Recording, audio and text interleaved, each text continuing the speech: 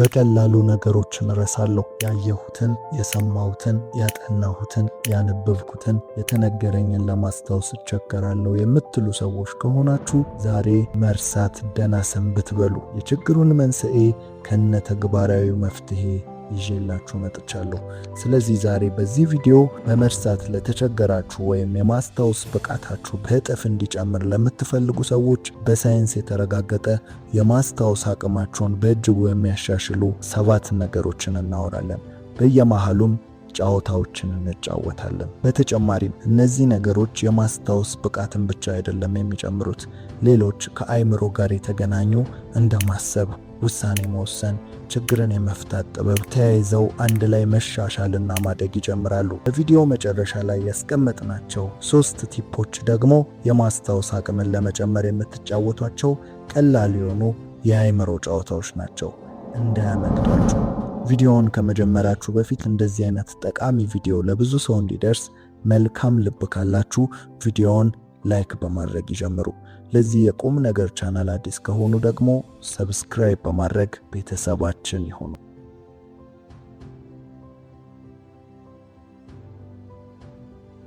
የሰው አእምሮ ካፓሲቲ ወይም ሚሞሪ ወይም የማስቀመጥ አቅሙ ምን ያህል ይመስላችኋል? የእውነት የምንረሳው የመያዝ አቅሙ አንሶ ነው? መልሱ ቀላል ነው። አይደለም ነው። የሰው አእምሮ እጅግ ብዙ ነገሮችን መያዝ ይችላል። ጥናቶች እንደሚያሳዩት አእምሮአችን ከ2.5 ፔታባይት በላይ የሆኑ ነገሮችን መያዝ ይችላል። 2.5 ፔታባይት ማለት ምን ያህል እንደሆነ እስቲ እንይ። 1 ፔታባይት 1024 ቴራባይት ነው። 1 ቴራባይት 1024 ጊጋባይት ነው። የማወራው ነገር በግልጽ እንዲገባችሁ በምሳሌ ስናየው በዘመኑ ባሉት ጥራት ባላቸው ፊልሞች የሚይዙትን ስቶሬጅ ስናስበው 2.5 ፔታባይት የሚያህል መጠን ያላቸውን ፊልሞች ለማየት በትንሹ 300 ዓመት ይፈጅብናል ማለት ነው። ያ ማለት በቀላሉ አእምሮአችን የ300 ዓመት ርዝመት ያለውን ፊልም መጫን ይችላል ማለት ነው። ይህ ደግሞ ፐርፌክት ጥናት ነው ማለት አይቻልም፣ ግን የሰው አእምሮ ከዚህ ቢበልጥ እንጂ አያንስም የሚለውን ግን ያሳየናል። ታዲያ ግን ለምንድን ነው የምንረሳው?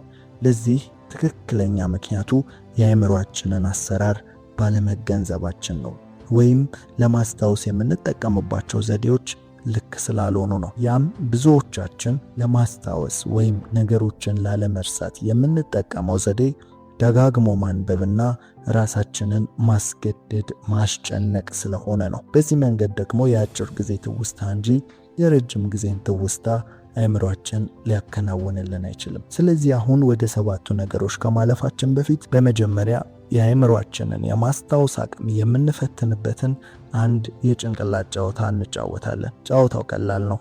አሁን የተለያዩ ቃላቶችን እናገራለሁ። የእናንተ ስራ ቃላቶቹን መስማትና ማስታወስ ነው። ነገር ግን ቪዲዮውን ወደ ኋላ መመለስ አይቻልም። አንድ ጊዜ ብቻ ጨርሳችሁ ስሙት። ማስታወሻም አይፈቀድም። እሺ እንጀምር። 1ኛ ብዕር፣ 2ኛ ማህተብ፣ 3ኛ ስክሪፕቶ፣ 4ኛ ቀስተ ደመና፣ 5ኛ ሰማይ፣ 6ኛ ብርቱካን፣ 7ኛ ሰርግ፣ 8 ዝናብ፣ 9 ወተት፣ 10 ወርቅ። በሉ አሁን ቪዲዮውን አቁሙና ምን ያህል ቃላት እንደምታስታውሱ ራሳችሁን ፈትሹ።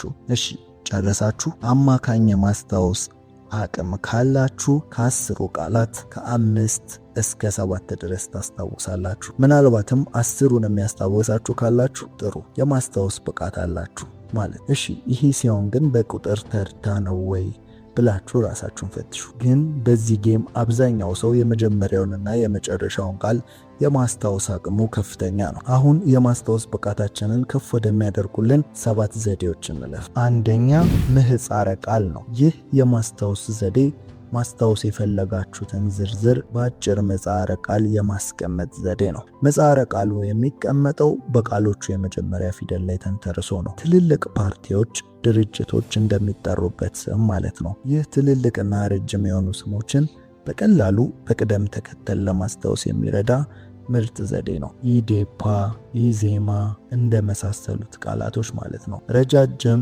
የሆኑ ስሞች ወይም ከባባድ ቃሎችን ለማስታወስ ስትቸገሩ ወይም በትምህርት ሊሆን ይችላል በተለያዩ ነገሮች ነገር ግን ዝርዝር ያላቸውን ነገሮች በቅደም ተከተል ማስታወስ ሲኖርባችሁ ይህን ዘዴ ብትጠቀሙ በጣም ውጤታማ ትሆናላችሁ። ዘዴውን ለመጠቀም በቀላሉ የምታደርጉት ነገር የመጀመሪያ ፊደሉን እየጻፋችሁ የራሳችሁን አንድ ቃል መመስረት ነው። ከዛ ከነዛ በመጀመሪያ ፊደል ከመሰረታችሁት ቃልን ለመሸምደድ ትሞክራላችሁ። ታዲያ በፈተናም ወቅት ሊሆን ይችላል ማስታወስ በፈለጋችሁበት ጊዜ ያንን ቃል ስታስታውሱት ሙሉ ዝርዝሩን አስታወሳችሁት ማለት ነው። ምክንያቱም በየፊደሉ መጀመሪያ ያለው ቃል መጀመሪያውንም ስለማይጠፋባችሁ። ነገር ግን ነገሮችን በዝርዝር ለማስታወስ ወይም የተዘረዘሩ ነገሮችን በቃል በድርድር ለመያዝ ትንሽ አእምሯችን ሊያስቸግረን ይችላል።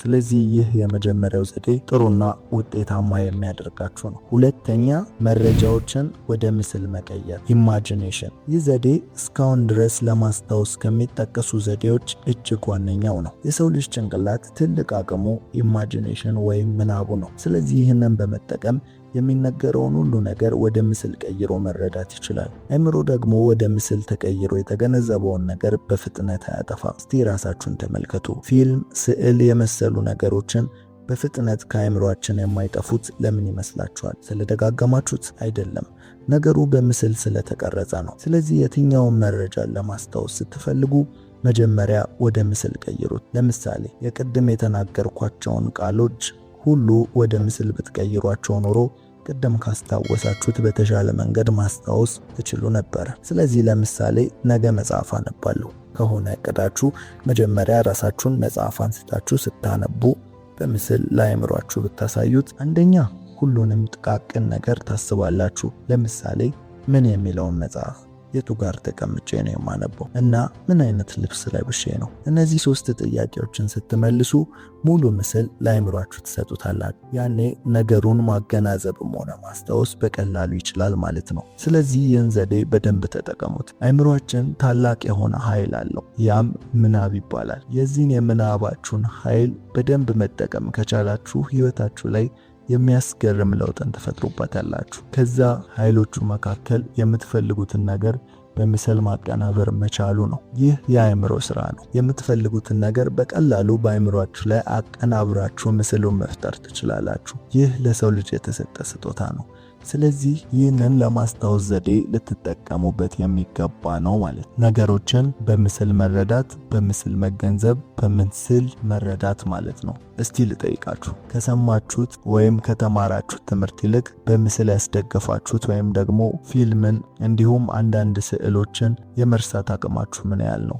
በምስል የተመለከታችሁትን ነገር ለመርሳት የሰው ልጅ ረጅም ጊዜ ይፈጅበታል። ይህ ማለት አእምሯችን ለምስል የሚሰጠው የትውስታ መጠን ከፍተኛ ነው ማለት ነው። ስለዚህ ያንን ደግሞ አልከለከላችሁም። የምትሰሙትን ወይም ልትመዘግቡት የምትፈልጉትን የሆነ ነገር ወደ ምስል ቀይራችሁ ለአእምሯችሁ ብታመላክቱት ልክ ፊልም እንዳያችሁ ሁሉ ልክ ስዕል እንዳያችሁ ሁሉ በአእምሮ ላይ ቀርጾ ለረጅም ጊዜ ሊያስታውስ ይችላል። ስለዚህ የምናብ ኃይላችሁንም ተጠቀሙ፣ እንዲሁም ነገሮችን በምስል ለመረዳት ሞክሩ።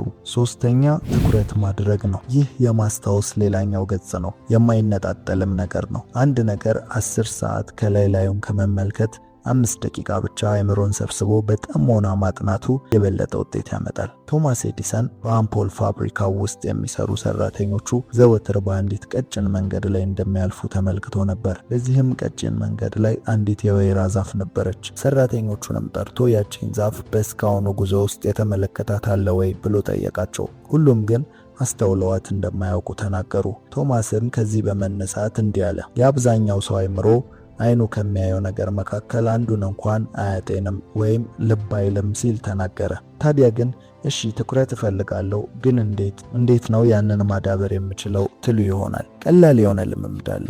ይህም አንድ ነገርን ብቻ እያደረጉ ረዘም ላለ ደቂቃ መቆየት። በየዕለቱ የምትቆዩበት ሰዓት ሲጨምር የትኩረት አቅማችሁ እየተሻሻለ ነው ማለት ነው። ለምሳሌ ሩቅ አትጓዙ።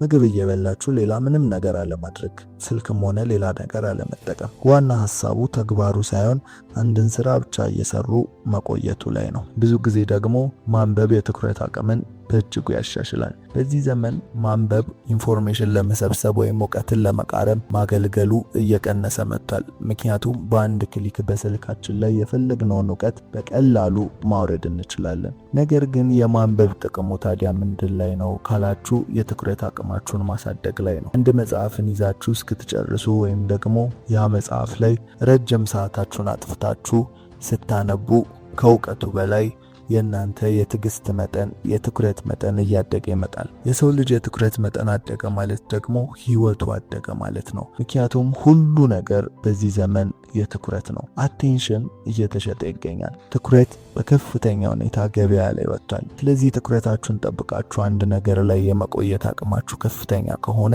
ሁልጊዜም ተፈላጊና ተመራጭ ሰውም ትሆናላችሁ። የማስታወስ አቅማችሁም በእጅጉ ይጨምራል። ስለዚህ ትኩረታችሁን ጠብቁ። አራተኛ ማዛመድና ማዋቀር። ይህ ማለት ማስታወስ የፈለጋችሁትን ነገር ከሌላ ነገር ጋር ማዛመድ፣ በተጨማሪም የተበታተነ ሐሳብን ደግሞ መሰብሰብና ማዋቀርን ያመለክታል። ማዛመድን ስንመለከት ቅድም የነገሩን ትክክለኛ ምስል አይምሮ ላይ መፍጠር የተመለከትን ሲሆን ማዛመድ ደግሞ መያዝ የፈለግነውን ነገር ከሌላ ለኛ ቅርብ ከሆነ ነገር ጋር ማቆራኘት ነው። ለምሳሌ ስለ አውሮፕላን ለመረዳት ወፍን መመልከት፣ ስለ ካሜራ ለመሸምደድ የሰውን አይን ጋር ማመሳሰል። ይህ አይነቱ ዘዴ ይህ ብቻ ሳይሆን ብዙ ቴክኒክ አለው። ለምሳሌ ታሪክ መፍጠር ወይም የራሳችንን ግንኙነት በምንይዛቸው ነገሮች መካከል መፍጠር።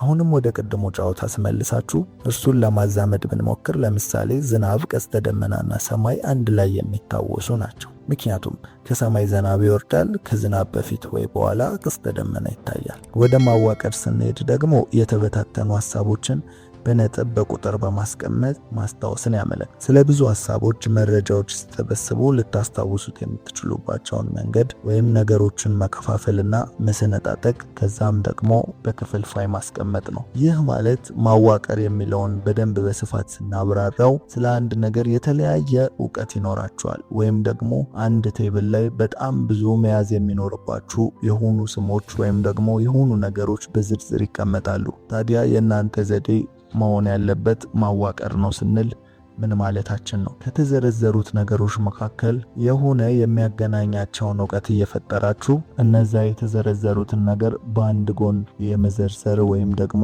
የማዋቀር ሂደት ነው። ምን ማለት ነው? ለምሳሌ ብዙ ቃላት ተደርድረዋል። ከዛ ውስጥ የእንስሳ ስም የሆኑት የትኞቹ ናቸው ብላችሁ የራሳችሁን የማዛመጃ ቃል ትፈልጋላችሁ። ከዛ የእንስሳ ስም በሚለው ስር ከቃላቶቹ ስር የእንስሳ ስም የሆኑትን ትጽፋላችሁ። ከዛ ደግሞ በጎኑ የእቃዎች ስም ብላችሁ ትጽፋላችሁ። ከዛ የእቃዎቹን ስም ደግሞ በዝርዝር ወደ ታች ትጽፋላችሁ። እንዲህ ያደረጋችሁ የራሳችሁን የማዛመጃ የሆነ ሐሳብ ወይም በቃላቶቹ መካከል የሚያገናኛቸው የሆነ ሐሳብን እየፈጠራችሁ ከነሱ ስር የሚገናኙትን ቃላት ስታሰፍሩ አዋቀራችሁ ማለት ይቻላል። ያ ማለት ተመሳሳይ ኒች ወይም ደግሞ ተመሳሳይነት የፈጠራችሁላቸውን የሆኑ ነገሮች አንድ ላይ ስትዘረዝሯቸው አይምሯችሁ ኮንስትራክት የሆነ ዕውቀትን መያዝ ይችላል ማለት ነው። ስለዚህ ማዋቀር ማለት ያ ማለት ነው ማለት ነው። አምስተኛ ውሃ መጠጣት ነው። አንጎላችን በቂ የፈሳሽ መጠን ካላገኘ የማተኮር ብቃቱ እያነሰ ነው የሚመጣው። የትኩረት አቅም ደግሞ ከማስታወስ ጋር የአንድ ሳንቲም ሁለት ገጽታ ነው። ስለዚህ በትክክል ትኩረት ለማድረግ እንድትችሉ በቂ የሆነ ውሃ መጠጣት ያስፈልጋችኋል። አእምሯችሁ በከፍተኛ ሁኔታ ከሰውነታችሁ ስር ለማሰብ ወይም ለማሰላሰል የሚጠቀመው ኦክሲጅንን፣ ውሃን እንዲሁም የተመጣጠነ ምግብ ወይም ከምግብ የሚያገኘውን ኒውትሪየንት ነው። ስለዚህ ውሃ ከፍተኛውን ድርሻ ይዛል ማለት ነው። አእምሯችሁ በትክክል ማገናዘብ እንዲችልና የምታያቸውን የምታነቧቸውን ነገሮች ማስታወስ እንድትችሉ በሰውነታችሁ ስር በቂ ፈሳሽ ሊኖር ይገባል። ስለዚህ ያንን በቂ ፈሳሽ ካልሰጣችሁት ደግሞ በዛው ልክ ትኩረታችሁ ይበታተናል፣ እንዲሁም አእምሯችሁ ይደክማል ማለት ነው። ስለዚህ በቂ ውሃ ጠጡ። ስድስተኛ ስፖርት መስራት። የተለያዩ ጥናቶች እንዳመላከቱት ስፖርት መስራት በቀጥታም ሆነ በተዘዋዋሪ ለማህደረ ትውስታችን እጅግ በጣም ጠቃሚ ነው። በብሪቲሽ ኮሎምቢያ በተጠናው ጥናት መሰረት መደበኛ የአካል ብቃት እንቅስቃሴ ማድረግ ለመማርና ለማስታወስ ኃላፊነት ያለበትን የአንጎላችንን ክፍል መጠኑ ከፍ እንዲል ያደርጋል።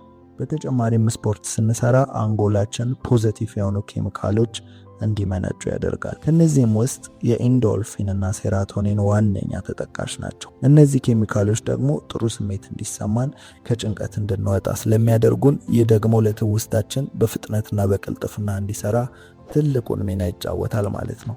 ስለዚህ እንቅስቃሴ ማድረግ ከትውስታ ጋር በቀጥታም ሆነ በተዘዋዋሪ ይገናኛል ማለት ነው። እንቅስቃሴ ማድረግ ወይም ደግሞ ስፖርት መስራት ስንል ግን ሁልጊዜም ከባባድ ስፖርቶችን መስራት፣ ብረት መግፋት ወይም ደግሞ ለሰውነት ኃይለኛና ፈታኝ የሆኑ እንቅስቃሴዎችን ማድረግ ማለት አይደለም። እንቅስቃሴ ማድረግ ሌላ ዓላማው ተያይዞ ሰውነትን ማሳመርና የተለየ ሌላ ዓላማ ከሌላችሁ በትክክል ለማስታወስ ወይም ደግሞ አይምሯችሁ ፍሪ እንዲሆን ከሆነ መንጠራራት፣ ወክ ማድረግ የመሳሰሉ ቀላል ስፖርቶችም ለዚህ ስራ በአግባቡ የሚረዱ ናቸው። ስለዚህ ስፖርትና እንቅስቃሴ ሲባል ሳታካብዱት፣ ነገር ግን በቀን ውስጥ የተወሰነ እንቅስቃሴን በማድረግ የማስታወስ ብቃታችሁን ማሳደግ ትችላላችሁ ማለት ነው። በሰባተኛ ደረጃ ያስቀመጥነው በቂ እንቅልፍን መተኛት የሚለው ነው። አላስፈላጊ መርሳትን ለማስወገድ የማስታወስ ብቃትንም በእጅጉ እንዲጨምር በቀን ውስጥ በትንሹ ከ7 እስከ 8 ሰዓት መተኛት ለሰውነታችን እጅግ አስፈላጊ ነው። ለምን መሰላችሁ? ሁላችንም እንደምናውቀው መረጃዎች ከአጭሩ ትውስታ ወደ ረጅሙ ትውስታ የሚዘዋወሩት በእንቅልፍ ሰዓት ስለሆነ ማለት ነው። ያ ማለት ንቁ የአእምሮ ክፍል በቀን ውስጥ የሰበሰበውን መረጃ በሙሉ ወደሚያስቀምጠው ለዕለት በተዘጋጀው የአጭር ጊዜ ትውስታ በሚባለው የአእምሮ ክፍል ውስጥ ነው። ምክንያቱም ሁሉም ነገር አግበስብሶ ስለማያስገባ። ታዲያ በምንተኛበት ጊዜ የሚፈጠረው ምንድን ነው? የሚፈጠረው ነገር በአጭሩ ትውስታ ስር የተከማቹትን መረጃዎች በመሰብሰብ ትኩረት ያደረጋችሁባቸውን ወይም ከስሜት ጋር የተቆራኙትን ስሜታዊ የሆናችሁባቸውን ነገሮች እየመረጠ ወደ ረጅም ትውስታ ይቀይራል። ታዲያ ተማሪዎችም ሆነ አብዛኛው ሰው የሚሸወደው ከእንቅልፍ ብዙ ሰዓት እየቀነሰ ለትምህርት፣ ለስራ እያዋለ ለስኬት የሚከፍለው ዋጋ ነው። ነገር ግን ሰውነታችን ቀለል ያለና የተፈጠረበትን ተፈጥሯዊ ኃይል ሳይለቅ ትልቅ ጉልበት ያለው በመሆኑ ማረፍ ባለባችሁ ሰዓት እያረፋችሁ መስራት አማራጭ የሌለው አማራጭ ነው። ብቻ የማስታወስ ችሎታን በእጅጉ ከሚያሻሽሉ ነገሮች ዋነኛው በቂ እንቅልፍ ማግኘት ነው ማለት ነው። አሁን በቀጥታ በድጋሜ የተወሰኑትን ዘዴዎች ተጠቅመን የማስታወስ አቅማችሁን የምትፈትኑበት ቀለል ያለ ጨዋታን እንጫወት። እንደ ቅድሙ ነው። ከምጠራቸው 10 ቃላት ስንቱን እንደምታስታውሱ እንመልከት። መንገድ፣ መኪና፣ ሱቅ፣ ምግብ፣ ጓደኛ፣ መሳቅ፣ ከበሮ፣ ዘፈን፣ ሚስት፣ ወታደር፣ ረጅም፣ ሀገር። እሺ አሁን በእይታ ወይም በምስል ተገነዘባችሁ። አሁን ደግሞ እስቲ እናዛምድ። እናንተ በመንገድ ላይ መኪና እየነዳችሁ ሱቅ ጋር ደረሳችሁ። ከዛ ምግብ ገዝታችሁ ጓደኛችሁ ጋር ሄዳችሁ መሳቅ፣ መጫወት ጀመራችሁ። ከዛ ከበሮ አንስታችሁ መስፈን ጀመራችሁ። በዚህ ጊዜ የጓደኛችሁ ሚስት አብራችሁ ነበረች። በመሃል ወታደር ወንድሟ መጣ። ወንድሟ ረጅምና ሀገር ወዳድ ነው። እሺ አሁን ደግሞ ለማዛመድ ሞክረናል። አሁን እስኪ ቪዲዮውን አቁሙና ምን ያህል ቃላት እንደያዛችሁ ለማስታወስ ሞክሩ። እሺ ጨረሳችሁ? አሁን በኮሜንት ላይ አንድን ያሳሳትኳችሁ ነገር አለ። ከደረሳችሁበት በኮሜንት ላይ ጻፉ። ያስታወሳችሁትንም ቁጥር ጻፉ። እሺ አሁን ለመጨረሻ ያዘጋጀናቸውን 3 ቲፖች ልንገራችሁ። የማስታወስ አቅምን ለማሳደግ እነዚህ ትሪክ በመባል የሚታወቁ ወይም አቋራጭ መንገዶች ናቸው። የመጀመሪያው ጮክ ብሎ ማንበብ። በይበልጥ ደግሞ መርሳት የሌለባችሁ ቃል ጋር ስትደርሱ ከድምጻችሁ ጎላ አድርጋችሁ በማንበብ የማስታወስ አቅምን ማሳደግ ትችላላችሁ። አይምሮአችሁ ጮክ ብላችሁ ያነበባችሁትን ነገር የመመዝገብ ወይም ደግሞ በተለየ ሁኔታ የማስታወስ አቅሙ ከፍተኛ ነው። ስለዚህ በዚህ ትሪክ ለፈተናም ሆነ ለአንዳንድ ጊዜ ከባድ የሆነባችሁን ቃላት በዚህ ትሪክ ማስታወስ ትችላላችሁ ማለት ነው። ሁለተኛ በመንገድ ላይ የመኪና ታርጋ፣ የሱቅ ስልክ ቁጥር በየደቂቃዎች ለመሸምደድ መሞከር ነው። ይህ የአጭር ጊዜ ትውስታችሁን አቅም እያሳደገ የሚሄድ ልምምድ ነው። በሶስተኛ ደረጃ ማስታወስ የምትፈልጉትን ነገር የሚነካና የሚጨበጥ የሚቀመስ ከሆነ በስሜት ሕዋሳችሁ መንካት፣ መዳሰስ፣ መቅመስ እነዚህ ነገሮች ከነገሩ ጋር ጥብቅ ቁርኝነት እንድትፈጥሩ ያግዛችኋል። እነዚህ 3 ቲፖችን በማድረግ የማስታወስ አቅማችሁን ደግሞ በደንብ ማሳደግ ትችላላችሁ ማለት ነው። ለዛሬ ያዘጋጀነው ይህ ነበረ። ለህይወት ዘመን ምርኩዝ የሚሆን ምክርን ለማግኘት ምርኩዝ ቻናልን ሰብስክራይብ በማድረግ ቤተሰባችን ይሁኑ። እናመሰግናለን።